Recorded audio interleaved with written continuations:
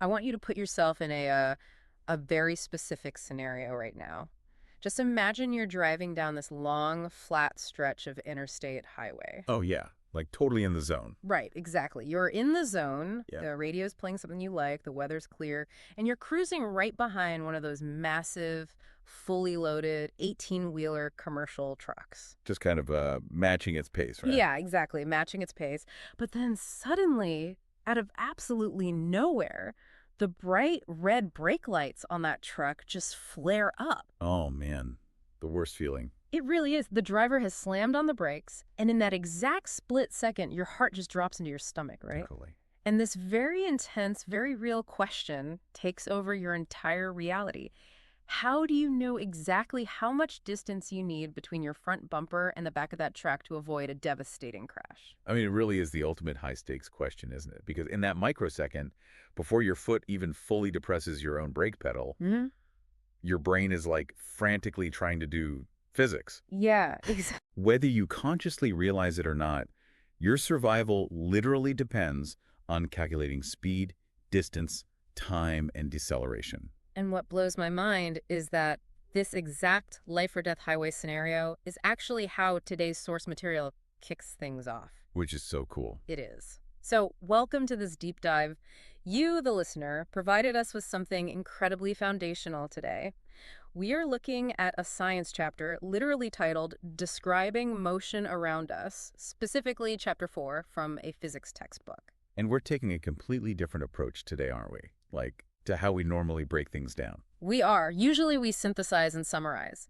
But today we have a very specific, very rigorous mission. Right. We're going to open this textbook and we are going to read the material together, paragraph by paragraph, exactly as the author wrote it. Which I'm really excited about. Same. I'm talking word for word, verbatim. We're going to read the formal scientific language out loud, and then the moment we finish a passage, we're going to stop and translate it. Strip away the jargon, basically. Exactly. We're going to unpack every single difficult word, every intimidating equation, until we're left with simple, plain language concepts. No background in math or science required.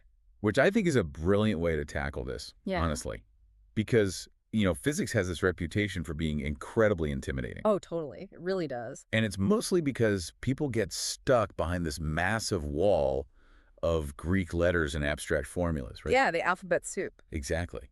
But if you strip all that away, at its absolute core, physics is just the study of everyday movement. We're talking about running athletes, swimming pools, children playing on a merry-go-round. And slamming on the brakes on a highway. Right. It's the underlying code of the universe translated into things we interact with every single day. So let's just open the book. I'm going to read the exact verbatim text from the very opening of the chapter. Let's go for it. Listen to how the textbook sets the stage here. Quote, everything in nature is in motion, from massive astronomical objects to subatomic particles. We have a wide variety of motion in nature, such as flitting butterflies, slithering snakes, hopping hares, galloping horses, tendrils of climbers twinning around a support. Wow, they really go for it. They do. Let me finish the list. Quote, closing of fly traps, dancing dust particles in a sunbeam, smoke particles moving in air, rising and falling of ocean tides, and gathering clouds. End quote. Honestly, that reads more like a Walt Whitman poem than a traditional physics textbook. It really does. I was not expecting poetry. But let's look at the next paragraph, because this is where the actual methodology of science comes in. All right, the transition to the real work. Exactly. The text continues, verbatim. Quote, isn't motion in nature wonderful? But how do we study the wide variety of complex motions around us? As you have read in the first chapter, to explore a complex phenomenon, scientists first study it in its idealized, simplified forms. Okay, that's a key phrase right there. Yeah, let me finish the quote real quick. Quote, such types of motion are linear, circular, and oscillatory, about which you learned in earlier grades. In this chapter, you will learn more about linear motion, motion in a straight line, and uniform circular motion. End quote. Okay, so let's hit pause and translate that. Yeah, because the phrase that immediately jumps out at me, and one I think we really need to unpack, is idealized, simplified forms. What Yeah. is the author actually getting at there? Well, they're admitting a fundamental truth about science, right? Reality is just far too messy to study all at once. Because there's too much going on. Exactly. Take the flitting butterfly they just mentioned. If a physicist wanted to mathematically describe the exact path of a butterfly flying through a garden, they would immediately hit a wall of overwhelming chaos. Right, because there are just too many variables, I assume. Far too many. You have the wind blowing in different directions, thermal updrafts from the sun hitting the soil, the butterfly's own erratic neurological decisions as it dodges a bird or spots a flower. Oh, wow. Yeah, the drag of the air against its wings, too. Exactly. To write an equation for that on day one is, well, it's impossible. Hmm? So what do scientists do? They kind of cheat a little bit. How do you mean? They strip away all the complex stuff, the wind, the decisions, the flapping, and they imagine an idealized version of the world, a world with no air resistance, no chaotic wind, and they reduce the butterfly to just a single dot. And then they just make that dot move in the simplest way possible. Precisely. Yeah. And the absolute simplest form of motion is just moving in a perfectly straight line. No turning, no swooping, no zigzagging. Just point A to point B on a flat line. Right. That is what the text means by linear motion. You have to understand the pure straight line before you can even begin to understand the chaotic, beautiful flight of the butterfly. So we are learning to crawl before we can fly, literally. Literally, yeah. Well, that leads right into the textbook setup for the practical application of this. I'll read the next bit verbatim. Let's hear it. Quote, earlier, you learnt about some physical quantities, such as distance, time, and speed. Now you will learn how much distance should we maintain from the truck ahead to avoid a collision if it suddenly applies the brakes. Does this distance depend upon the speed with which we are moving? End quote. So there it is. The textbook literally brings up the highway truck scenario. It grounds the theory immediately in reality, doesn't it? It does. It's telling you that physics isn't just this purely academic exercise designed to torture students with math. It is the literal formula for safe driving. Yeah. Understanding these upcoming concepts, distance, time, speed, and acceleration, it gives you the power to predict the physical world. All right, let's get into the mechanics of how we actually measure this stuff. The textbook starts by defining our terms. Listen closely to the exact wording here. Okay. Quote, 4.1 motion in a straight line. You have learnt that when an object moves in a straight line, its motion is called linear motion. It can also be called motion in a straight line. It is the simplest kind of motion. Makes sense so far. Right. It goes on. Quote, have you noticed it around you, such as children in a swimming race, a vertically falling ball, a car moving along a straight stretch of a highway, or a train moving on a straight track? And skipping ahead slightly to the end of that section, it says, to discuss about the motion of an object, you first need to describe its position at various instants of time, end quote. This is a pretty straightforward paragraph, but let's make sure we clearly define linear motion. It is, as they say, motion in a straight line. Yeah, the examples they give are really helpful visual anchors, I think. Totally. Like a swimmer staying perfectly inside their lane ropes, a ball dropped straight down from a balcony, a train locked onto unbending steel rails. The key is just the lack of turning. But, you know, the most critical sentence in that whole passage is the very last one. About describing position. Yeah. To discuss about the motion of an object, you first need to describe its position at various instants of time. Right, because, I mean, if I don't know where the train is at 12:00 p.m. and I don't know where the train is at 12:05 p.m., I can't possibly tell you anything about how it's moving. Exactly. I have to be able to lock down its location at specific snapshots in time.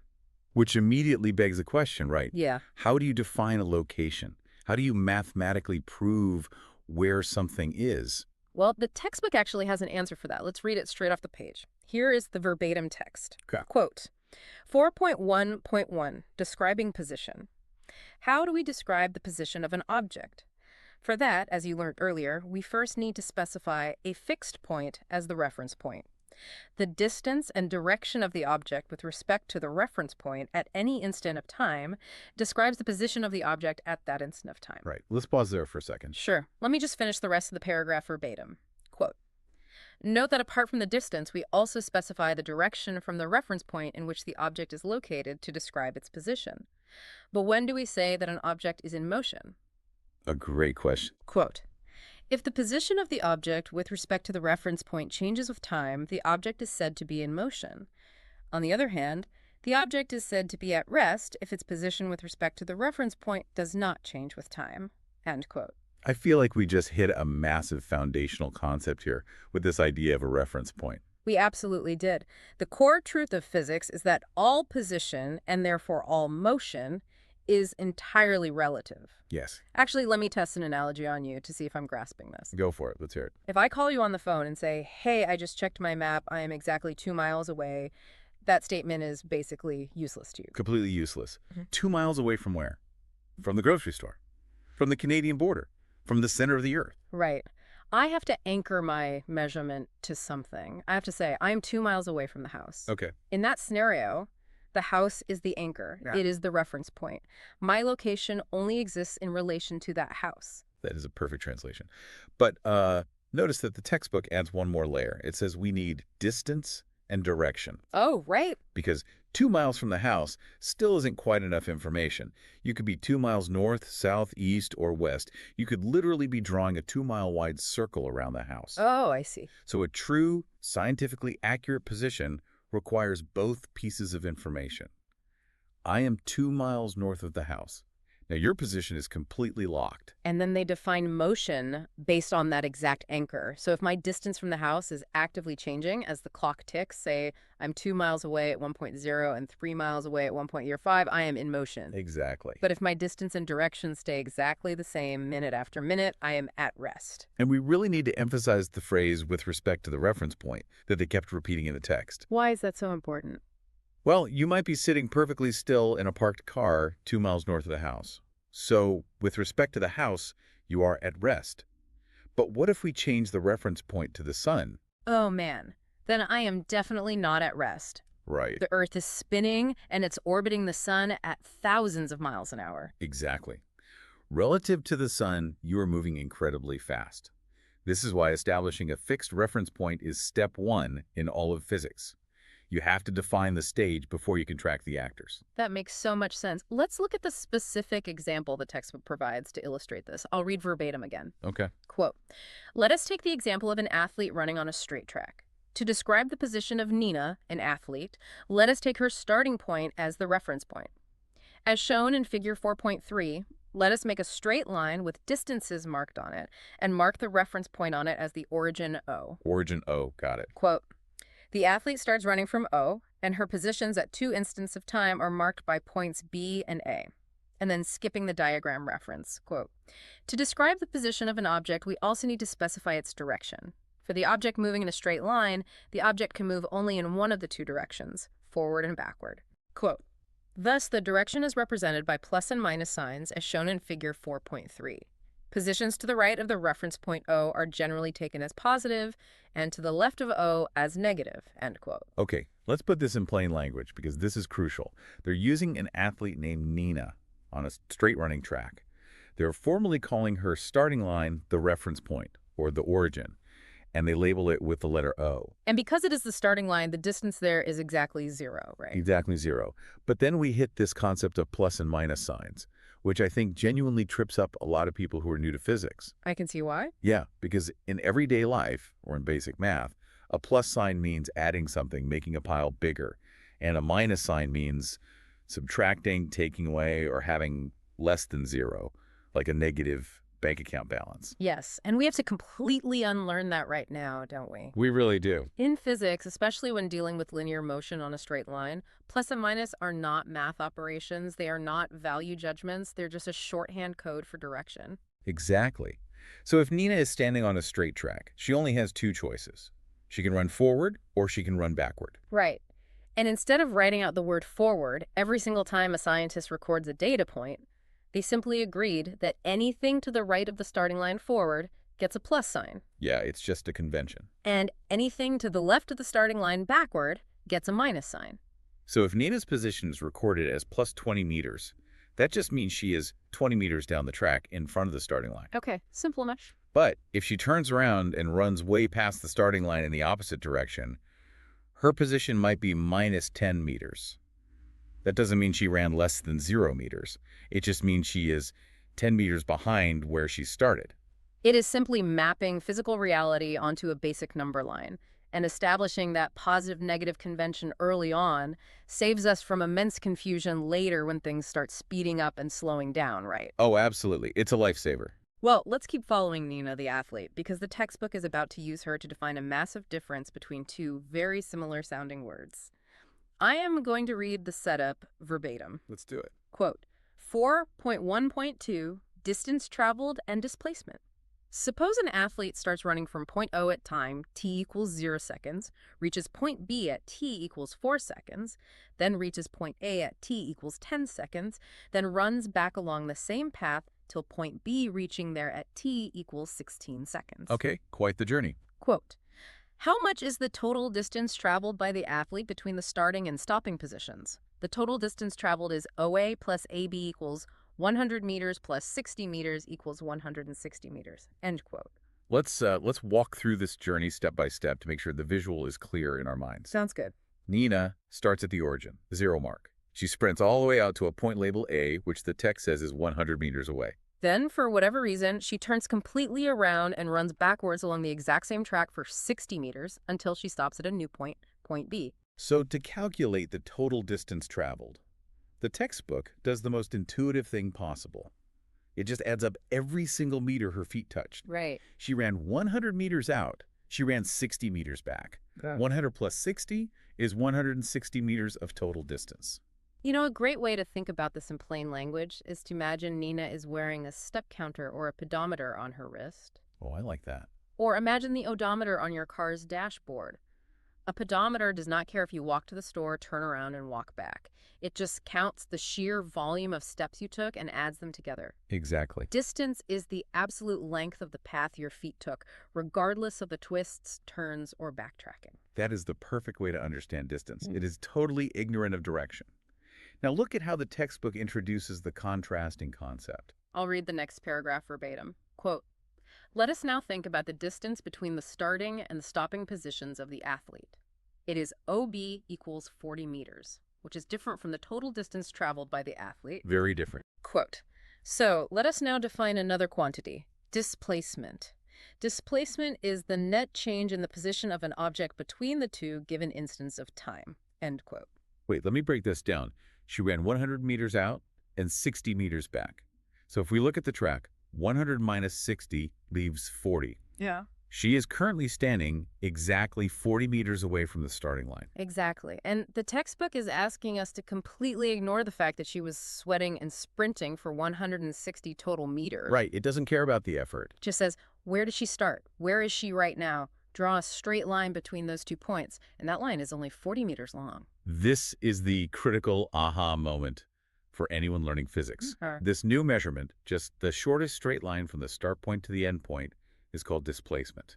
It is the net change in position. I've always loved the old colloquial phrase, as the crow flies. Oh yeah, that's a classic. If a crow is in a tree and it sees a piece of bread on the ground, it doesn't walk down the branches, hop along the fence, and weave through the bushes. It just flies in a perfectly straight line from the branch to the bread. Exactly. Displacement is as the crow flies. It is the ultimate shortcut, ignoring all the meandering you did along your journey. It's a stark difference, right? Your pedometer says 160 meters of effort. Physics says your displacement was a mere 40 meters of actual change. The textbook is now going to formalize why these two measurements are so different.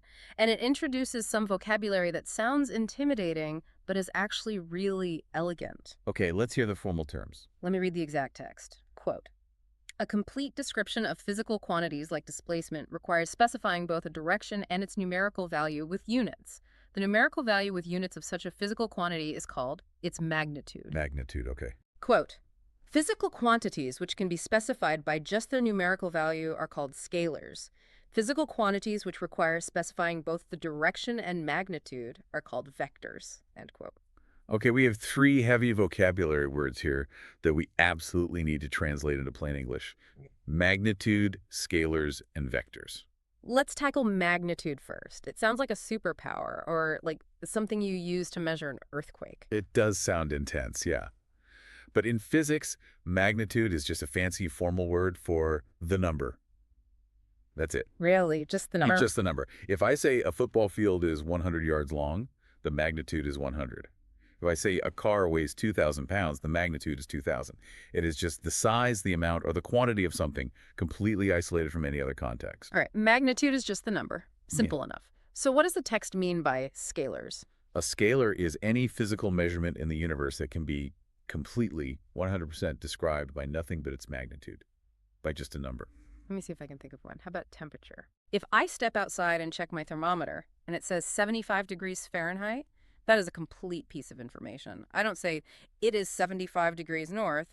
That wouldn't make any logical sense. No, it wouldn't. But the number 75, the magnitude, tells me everything I need to know about the heat. That is a flawless example. Temperature is a scalar. Mass is a scalar. Time is a scalar. And based on what we just discussed, distance is a scalar. Oh, right, the pedometer. Exactly. Your pedometer says 5,000 steps. It doesn't care if you walk those steps in a circle in your living room or in a straight line down the street. It just gives you the magnitude. Okay, if scalars only care about the number, that leaves vectors. Right. A vector is a measurement that is inherently incomplete if you only provide the number. To make sense of a vector, you must provide both a magnitude, the number, and a specific direction. Let me test that. So if time only moves forward, does that mean time is a vector? Because forward is a direction. That's a brilliant philosophical question, actually. But in standard Newtonian physics, no. Hey, why not? When we say direction for a vector, we mean a spatial direction in 3D space, up, down, left, right, north, south. Time is universally just a magnitude of duration. It's a scalar. Yep. But let's look at the textbook's example of a vector. Displacement. Right. If I call you and say, hey, my displacement from the house is 40 meters, you still have no idea where I am. Okay. I could be 40 meters in front of the house or 40 meters in the backyard. The number 40 isn't enough. I have to say, my displacement is 40 meters to the north, or using our plus minus code, plus 40 meters. Exactly. Because displacement inherently requires both a number and a direction to describe a specific point in space. It is a vector. So to summarize for anyone listening, magnitude just means the number. Scalars are measurements that are just numbers. Vectors are measurements that are numbers with an arrow attached, pointing in a specific direction. That is the perfect beginner-friendly breakdown. Let's move to a small but incredibly important note box embedded in the text. I'm going to read it verbatim. Quote, note, an instant of time and a time interval are not the same thing. An instant of time is a single reading of clock at a given point of time, whereas a time interval is the time duration between two instants of time, that is, between two readings of a clock, end quote. On the surface, this feels almost too obvious to include, right? But I know physics demands absolute precision. Yeah, so how do we explain the difference plainly? The best way to think about this is through the lens of photography versus videography. Oh, I like that. An instant of time is like taking a photograph. Snap, the shutter clicks. It is exactly 3:04 p.m. and 12 seconds. The clock is entirely frozen. There is no movement happening in an instant. It is a single isolated data point. And a time interval is like pressing record on a video camera. You start recording at 3:00 p.m. and you stop recording at 3:05 p.m. Right. The time interval is that entire 5-minute stretch. It has a beginning, a duration, and an end. Exactly. If you want to know where something is, you ask for its position at an instant. But if you want to know how long it took to travel, you need a time interval. That makes total sense. Now, there is a fascinating conclusion the textbook draws from an activity they outline right after this. I'll read it verbatim. Let's hear it. Quote, for motion in a straight line, the total distance traveled and the magnitude of displacement are equal if the object moves without turning back. That is, if it moves in one direction, end quote. This is a fantastic conceptual test to make sure everything we just talked about is clicking. Yeah, I agree. We know distance is the whole pedometer journey, and displacement is the straight line shortcut. The text is asking, under what exact circumstance will the pedometer reading and the shortcut measurement be the exact same number? Well, the only way the whole meandering journey and the straight line shortcut are the same length is if you never, ever meander. Precisely. If Nina the athlete runs 100 meters forward in a perfectly straight line and she never turns around, her pedometer says 100 meters, right? That's distance. Right. And if we draw a straight line from her start to her finish, it's 100 meters long. That's displacement. The magnitudes are identical. But the very second she decides to take even one single step backward toward the starting line, the numbers diverge. Yep, they split. Her pedometer distance ticks up to 101 meters because she took another step. But her displacement drops to 99 meters because she is physically closer to the start line than she was a second ago. That's a beautiful way to visualize it. The moment you backtrack, your scalar distance grows, but your vector displacement shrinks. Which flows perfectly into the next major concept. We've established where things are and how far they've gone. Now we have to add the clock into the mix and figure out how fast all this is happening. Speed versus velocity. Exactly. We are entering the territory of speed versus velocity. Let me read the source text verbatim. Quote, 4.1.3, average speed and average velocity. you have learnt about average speed in an earlier grade, it tells us how fast or slow an object moves. Sure, basic stuff. Quote, "The average speed of an object is the total distance traveled divided by the time interval during which this distance is covered. Since distance traveled has no direction, but only a numerical value, the average speed, which is calculated from distance traveled, also has no direction, but only a numerical value." End quote. Okay, let's do our plain language breakdown. Let's do it. The concept of speed is deeply intuitive for all of us. You look at your speedometer in the car, it tells you how much ground you were chewing up over a certain amount of time. Miles per hour, kilometers per hour, meters per second. The math is incredibly simple, right? It's Yeah. just the distance you traveled divided by the time it took. Yeah. But the real meat of this paragraph is that second sentence. It's a brilliant piece of logical deduction. Walk me through the logic. The text says that we calculate speed using distance. And we literally just established 5 minutes ago that distance is a scalar. It has no direction. Right. It's just a raw number from a pedometer. Therefore, because speed is born from distance, speed must also be a scalar. Oh, that is so clean. Because the parent measurement have no direction, the child measurement has no direction either. Exactly. So speed just tells you how fast you are moving. Yeah. It fundamentally does not care where you are going. If a cop pulls you over and says you are doing 80 miles per hour, that number, 80, is your speed. Yeah, the radar gun doesn't know if you are fleeing to Mexico or driving to Canada. Exactly. It just knows the magnitude of your movement. Speed is totally blind to direction. Now, the text breaks speed down into two categories based on how consistent you are. Let's look at the verbatim quote. Okay. Quote, "If an object moving in a straight line travels equal distances in equal intervals of time, it is said to be in uniform motion in a straight line. In this case, the object moves at a constant speed." Constant speed. Okay. Quote, "On the other hand, if the object travels unequal distances in equal intervals of time, then it is in non-uniform motion in a straight line. In this case, the object moves with increasing speed or decreasing speed." End quote. I feel like I can translate this one effortlessly because I experience it every day on the road. Oh, me too. Think about taking a road trip. Uniform motion is when you finally break out of city limits, the highway is totally empty, and you lock your car onto cruise control at exactly 70 miles per hour. Right. And what does that mean practically? It means that every single minute that passes every equal interval of time, your car rolls over the exact same amount of asphalt. Equal distances and equal times. It is perfectly consistent. Non-uniform motion is, well, my horrific morning commute. Oh, traffic. Stop and go city traffic. You slam the gas to get up to 35 miles an hour, then immediately brake for a red light, taking you down to 0. Then you crawl at 5 miles an hour behind a garbage truck. Sounds miserable. It is. During 1 minute, you might travel a quarter of a mile. The very next minute, you might only travel 10 feet. You are covering completely unequal distances in equal intervals of time. Your speed is a chaotic mess of increasing and decreasing. That is the perfect real-world translation of uniform versus non-uniform. But remember, we are still only talking about scalars. Right, speed. We need the vector version of speed. The textbook introduces it right here. I'll read the verbatim text. Quote, "Let us define another physical quantity, average velocity, which describes how fast the position of an object is changing and in which direction." Okay, bringing direction into it. Quote, "The average velocity of an object in a time interval is the change in the position or displacement divided by the time interval. Average velocity equals displacement divided by time interval. The direction of the velocity is the same as the direction of displacement and is indicated by a plus or minus sign." End quote. Okay, this is a massive paradigm shift. Yeah. Speed is distance divided by time. Velocity is displacement divided by time. Exactly. Velocity is the vector cousin of speed.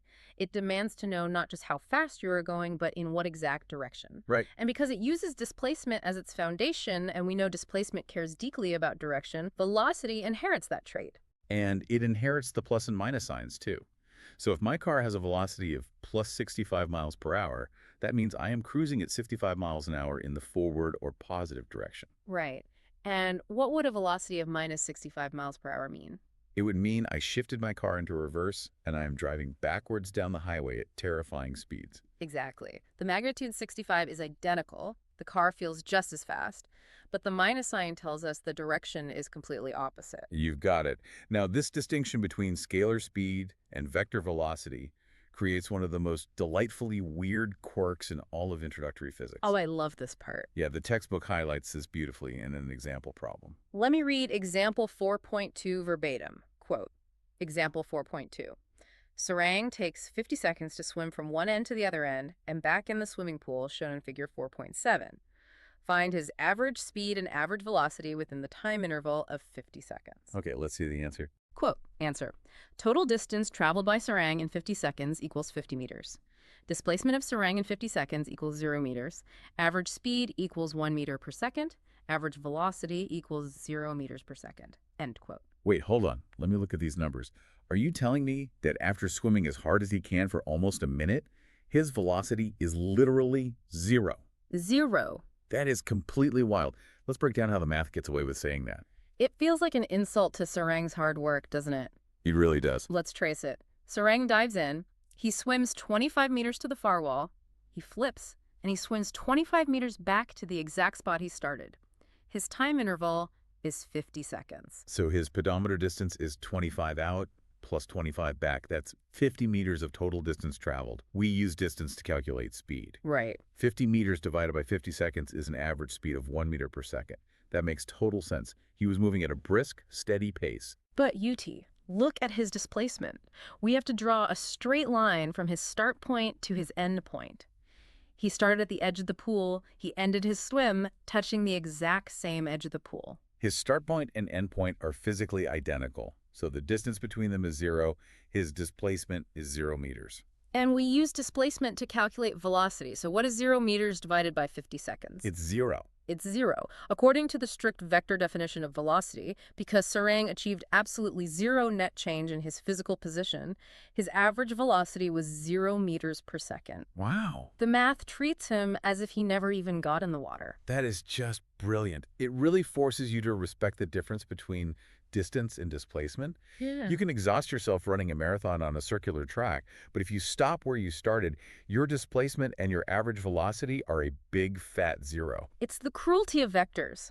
And this naturally pulls us into the next major layer of complexity. Okay, it's next. If velocity can have a direction and velocity can change, we need a scientific way to measure that feeling of change. We are getting to the fun stuff now, the feeling of being pushed back in your seat. Exactly. Let me read how the text introduces this next concept verbatim. Quote, 4.1.4 average acceleration. When you sit in a vehicle and it suddenly moves from rest, you feel a noticeable jolt. Similarly, when the vehicle is in motion and suddenly stops, you experience a jolt.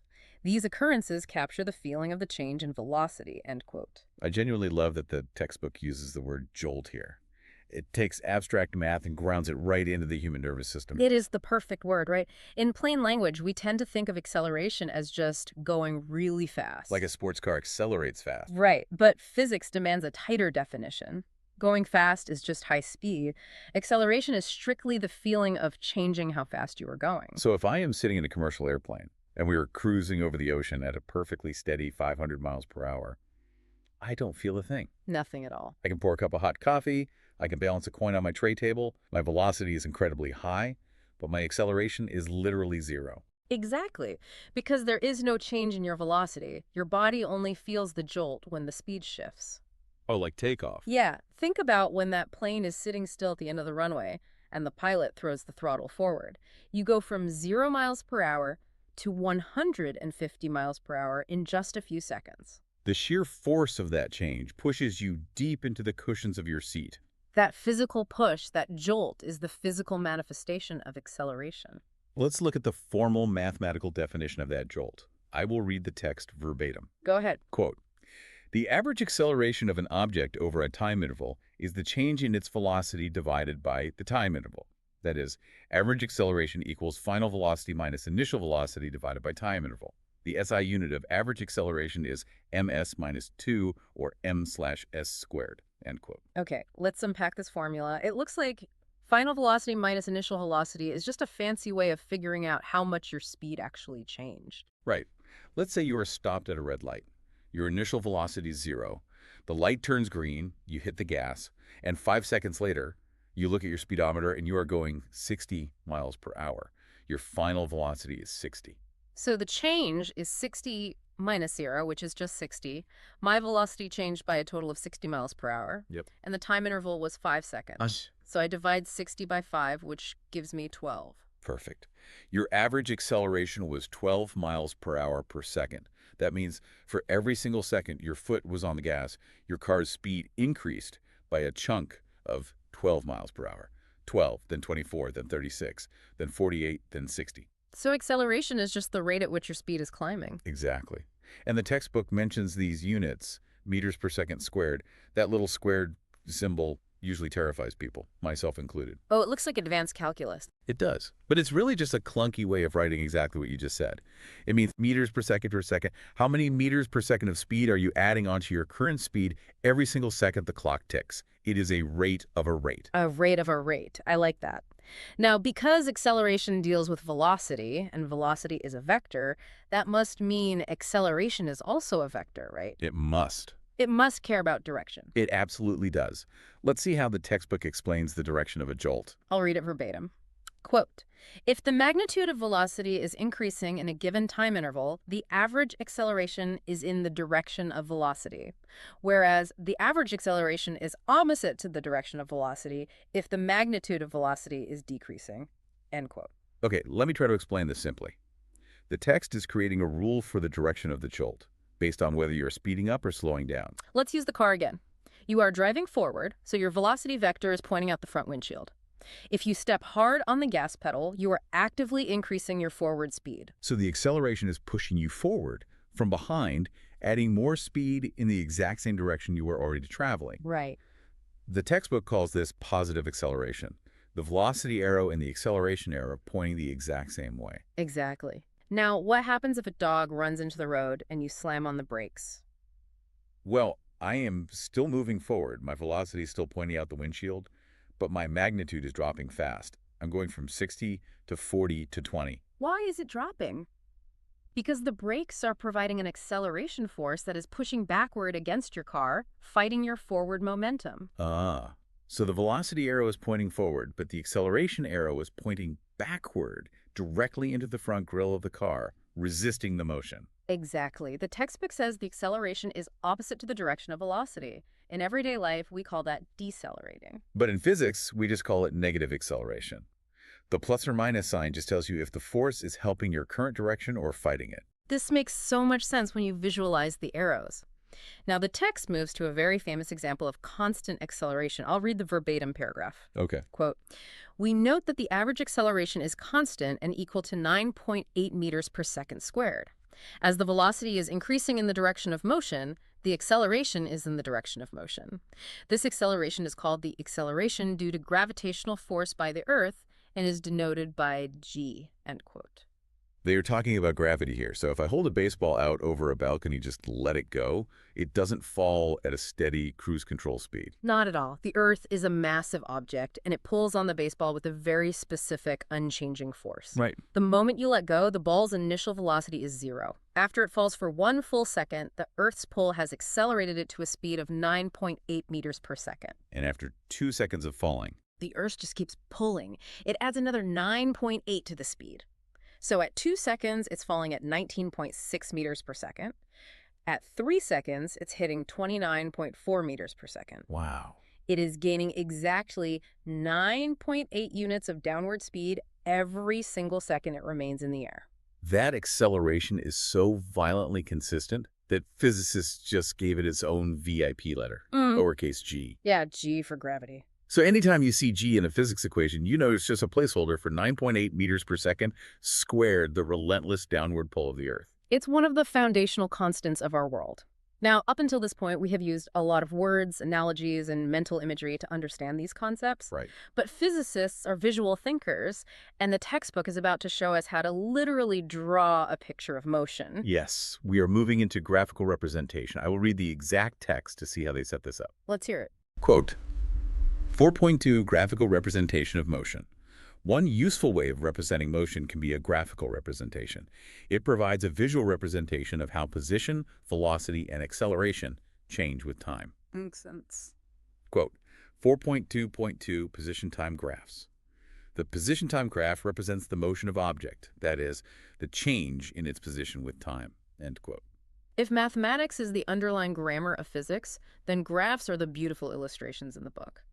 A graph is nothing more than a visual story of an object's journey, plotted on paper so you can understand its entire history at a single glance. Let's paint a picture of this graph paper in our listener's mind. You have a standard grid. The horizontal line running along the bottom from left to right is the x-axis. And in motion graphs, this is almost always time, right? That's time. It's a clock ticking forward. 1 second, 2 seconds, 3 seconds. And the vertical line running up the left side, the axis, represents position. How far is the object from the origin point? 10 meters, 20 meters, 30 meters? So as the clock ticks to the right, you make a dot showing how high up the position axis the object is. You are mapping its location second by second. The textbook actually gets into what the shapes of these connected dots mean in the real world. I'll read the verbatim text. Okay. Quote, as we can see in figure 4.13a, a straight line position time graph indicates that the object is moving with a constant velocity.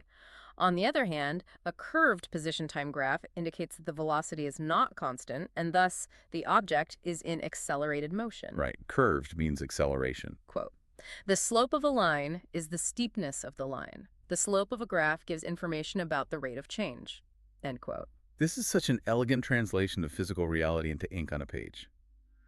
Let me test my understanding of this. Go for it. Let's say I plot a dot at 1 second, 10 meters, then 2 seconds, 20 meters, then 3 seconds, 30 meters.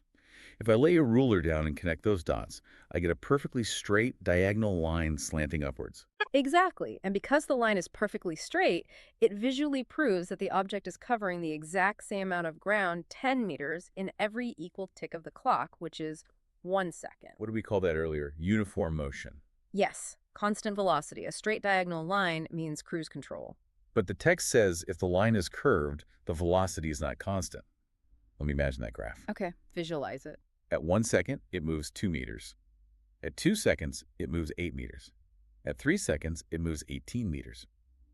The dots aren't making a straight line anymore. They are bending upwards, getting steeper and steeper like the side of a skateboard halfpipe. Think about what that curve physically represents. As you move to the right, as time passes, the line is shooting higher and higher up the distance axis in shorter and shorter intervals. The object is covering massively more ground in the exact same amount of time. Which means it's speeding up. The visual curve is literal, undeniable proof of acceleration. Precisely. And the textbook introduces the word slope here. In plain language, slope is just a measurement of how incredibly steep the hill is. Right. If the line is totally flat and horizontal, the slope is 0. The clock is ticking, but the position isn't changing. The object is parked. If the line is a gentle, low hill, the slope is small. The object is moving slowly. But if the line is a steep, jagged mountain peak, the slope is massive. The object is flying. The steeper the slope, the higher the velocity. It's an instant visual read on speed. But, the textbook doesn't stop at position graphs. It introduces a second type of graph that has what I consider to be an actual magic trick embedded in it. Oh, you're talking about the velocity time graphs? Let me read the verbatim text. Yes, please. Quote, what does the shape of the velocity time graph indicate? By dividing the change in velocity by the change in time, you get average acceleration. Area of rectangle OABC equals displacement, end quote. We need to mentally swap out our graph paper here. The bottom horizontal axis is still time ticking forward, but the vertical axis on the left is no longer position. What is it? It is now velocity, speed with a direction. 0 miles per hour, 20 miles per hour, 40 miles per hour. Okay, this changes everything about how we read the line. On our old graph, a flat horizontal line meant the object was parked at a specific distance. Right. But on a velocity graph, if I draw a flat horizontal line at the 40 mile per hour mark, that doesn't mean I'm stopped. It means my speed is locked in at 40 miles per hour as the clock ticks. I am on cruise control. Exactly. You have to know what your axes represent. And if the line on this velocity graph slants upward like a hill, that means as time ticks forward, your speed is climbing from 40 to 50 to 60. So on a velocity graph, the slope, the steepness of the hill tells you the acceleration. Yes. But let's talk about the magic trick, because that last sentence I read, area of rectangle equals displacement, feels like a cheat code for physics. It really does. Let's walk through it slowly.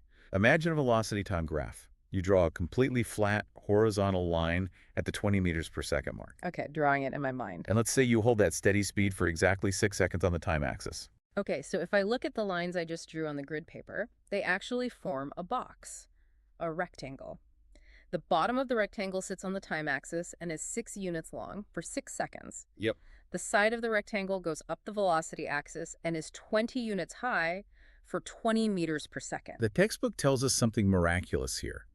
It says that if you simply calculate the geometric area of the shape you just drew, the area under the line, it will tell you the exact physical distance, the displacement, that the object traveled in the real world.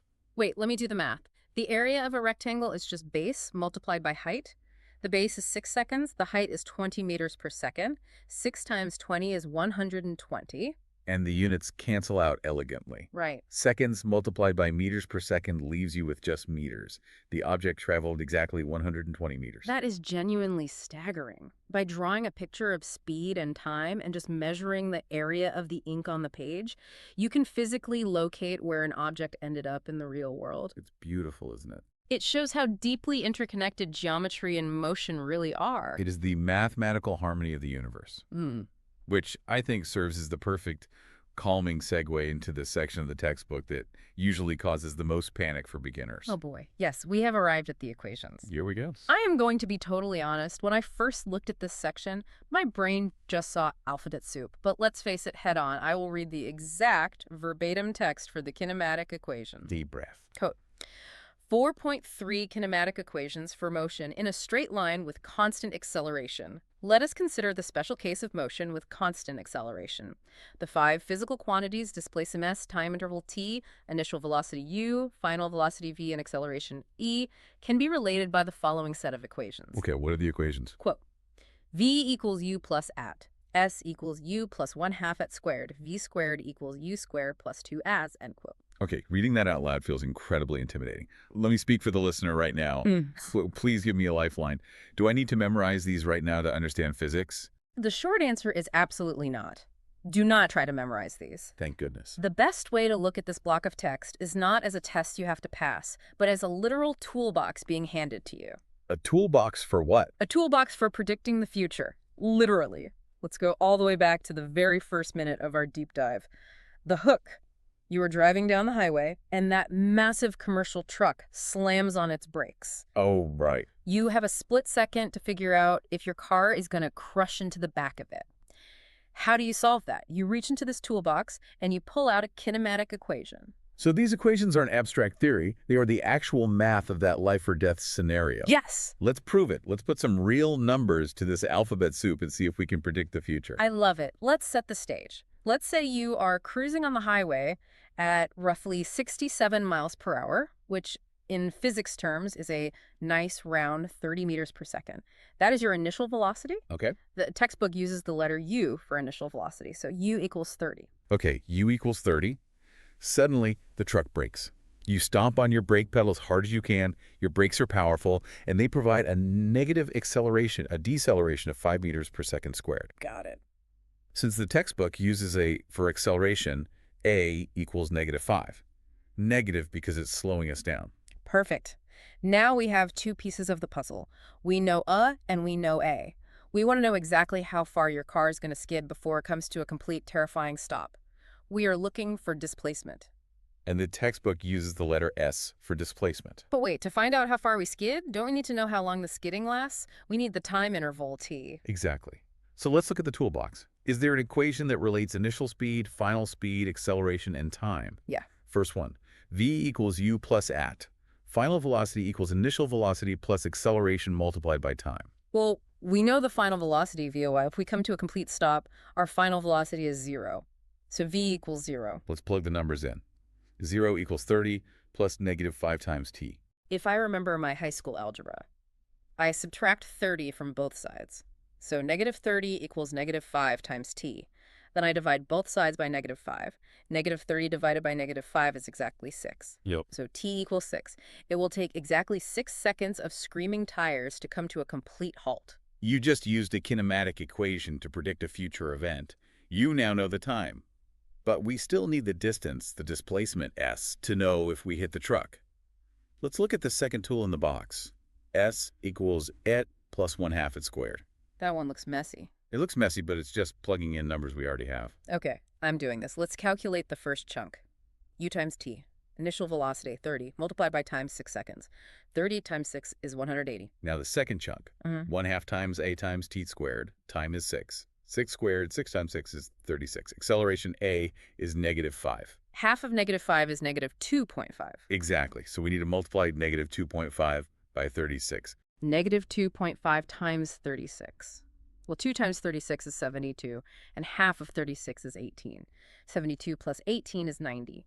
So that second chunk equals -90. Put the two chunks together. 180 plus a -90. 180 minus 90 is exactly 90. So S equals 90. Our displacement is 90 meters. It will take our car exactly 90 meters to come to a dead stop. And there's your answer. If the back bumper of that braking truck was only 50 meters away when you hit the brakes, you were going to crash violently. Yikes. But if you are maintaining a safe following distance of 100 meters, you will skid to a stop with 10 meters of breathing room to spare. Yeah. Your heart pounding out of your chest, but totally safe. That is unbelievable. We just use letters on a page to perfectly model a high-stakes physical reality.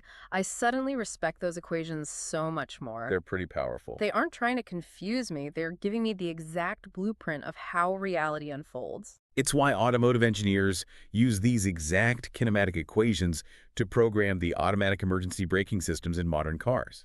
A computer chip reads the radar, runs that exact math we just did in a millisecond, and pumps the brakes to ensure your displacements doesn't exceed the distance to the car ahead of you. That deep dive totally removed my fear of the math. Thank you for walking through that.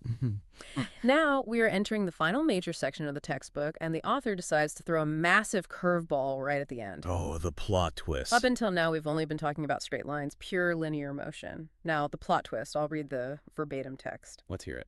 Quote, 4.4.1, uniform circular motion. Suppose a child is sitting on a moving merry-go-round.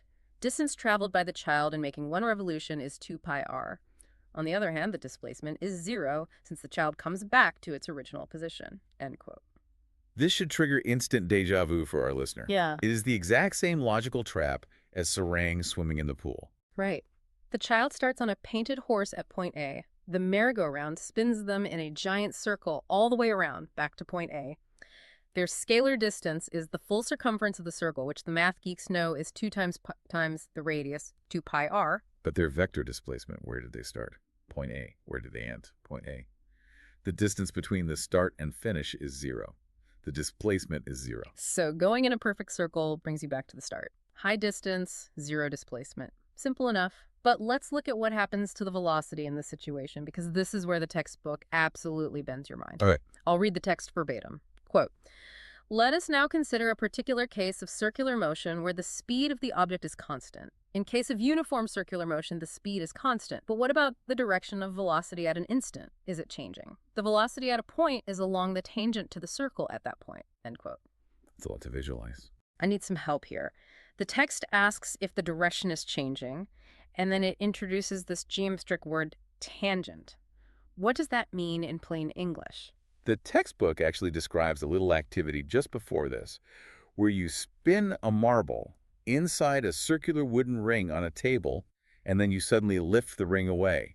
What happens to the marble? Well, without the wood wall forcing it to turn, the marble stops going in a circle. It shoots off straight across the table. Exactly. Or imagine you have a heavy metal ball tied to a string, and you are swinging it around your head like a lasso.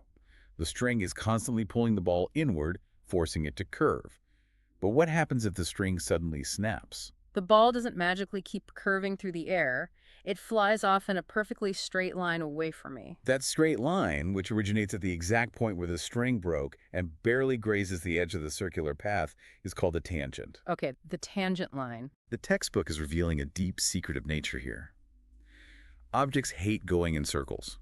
At any given microsecond, an object wants to go straight along that tangent line.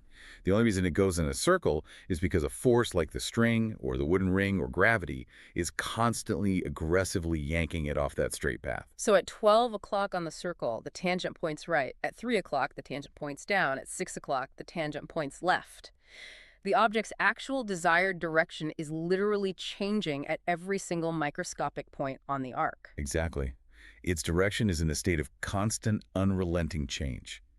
Which leads us to the ultimate plot twist and arguably the most counterintuitive paragraph in the entire chapter. I will read it verbatim and we will dissect it slowly. Quote, you know that acceleration is non-zero if the velocity of an object changes. The velocity changes if either its magnitude or direction, or both changes. Quote, in uniform circular motion, the motion of the object is accelerated because the direction of its velocity continuously changes. We often fail to recognize that there can be acceleration when there is only a change in the direction of velocity. End quote. Okay, let's pause there. Let me push back on this because it completely shatters my everyday definition of the word acceleration. I thought acceleration was stepping on the gas, but this text is telling me I can accelerate without speeding up at all? How is that logically possible? Let's build this argument premise by premise so I don't lose my mind. Let's do it rigorously. Premise 1. We established earlier that velocity is a vector. This means a velocity measurement requires both a speed, the magnitude, and a direction to exist. Do you agree? I agree. Velocity is speed plus direction. Premise 2. Because velocity is made of two parts, if either of those parts changes, if the speed changes, or the direction changes, then the overall velocity measurement has officially changed. Make sense? Yes, if the recipe calls for 2 ingredients, changing either ingredient changes the whole dish. If direction changes, velocity changes. Premise 3. We established earlier that the definition of acceleration is any change in velocity over time. Okay. Any change in velocity equals acceleration. So let's put our child back on the merry-go-round. The machine's motor is set to a constant, steady, unrelenting speed of 10 miles per hour. The magnitude is not changing. The speedometer needle's glued in place. BUT, because they are moving in a circle and the tangent is always pointing somewhere new, their direction is constantly changing. And because their direction is constantly changing, their velocity is constantly changing. And because their velocity is constantly changing, they are constantly accelerating. Wow. Even though they are going a perfectly steady 10 miles per hour, it is an airtight logical proof. You can absolutely be in a state of intense acceleration without ever speeding up or slowing down. Acceleration can be nothing more than a change in direction. It's airtight, but it's hard to visualize. Is there a way I can feel this kind of acceleration in real life? You feel it all the time. Think about driving on the highway at a steady 60 miles per hour, and suddenly you hit a very sharp, circular off-ramp curve. You don't touch the brake or the gas. Your speed stays at 60. But what happens to your body? I get smashed against the side of the car door. My coffee spills out of the cup holder toward the window. Exactly. That violent push against the door is the physical manifestation of acceleration. Your body's inertia wants to keep going straight along the tangent line off into the ditch. But the car's tires are creating a force that yanks you in a circle. You feel the change in direction as a physical jolting force. That is acceleration without changing speed. That is incredible. The logic holds up perfectly against reality. The textbook finishes this thought by explaining why scientists even bother obsessing over these perfectly circular, constant speed scenarios. I'll read the final verbatim section. Let's hear the conclusion. Quote, in real world, the conditions for uniform circular motion, constant speed, and a circular path are often not met. So uniform circular motion is an idealized model of the real-world situations. Ah, idealized again. Quote, still, it is a useful model as it serves as the foundation for more complex real-world situations, such as motion of planets revolving around the sun or a vehicle making a circular turn. End quote. This is so satisfying. It brings us full circle, quite literally, to the very second paragraph we read today. Back to the idealized, simplified forms. Right. The author is admitting, again, that reality is messy. There is almost no perfect, uniform circular motion in your daily life on Earth. A merry-go-round has friction in its gears, air resistance slowing it down, slight wobbles in its axis. It's not perfect. Yeah. But by stripping all that away and studying the pure idealized math of an object accelerating in a perfect circle, we unlock the secrets of the universe. Why does this idealized model matter so much? Because without understanding that changing direction is a form of continuous acceleration, we could never have launched satellites into orbit. The GPS on your phone relies on this math. It's how we understand the moon. The moon is locked in uniform circular motion around the Earth. The Earth's gravity is the invisible string, constantly yanking the moon off its straight tangent line, forcing it to accelerate in a circle around us. The physics of a playground merry-go-round is the exact same fundamental code holding the solar system together. It is the universal language of motion, and now you know how to speak it. That's just awe-inspiring. Okay, we have actually made it through the entire text. We analyzed every single paragraph from the outline, verbatim, and cracked the code of what it meant. We did. We are moving into our final thoughts. Let's look back at the grand journey we just took. We started by looking at a chaotic butterfly and learned that science has to strip reality down to a simple straight line to understand it. We realized that you can't even describe motion without first picking an anchor, a fixed reference point. We learned that your pedometer measures distance, the whole exhausting journey, but physics prefers displacement, the efficient straight-line shortcut, which led us to realize that some things are just numbers called scalars, like speed or temperature. But other things, like velocity, demand a direction to make sense. They are vectors.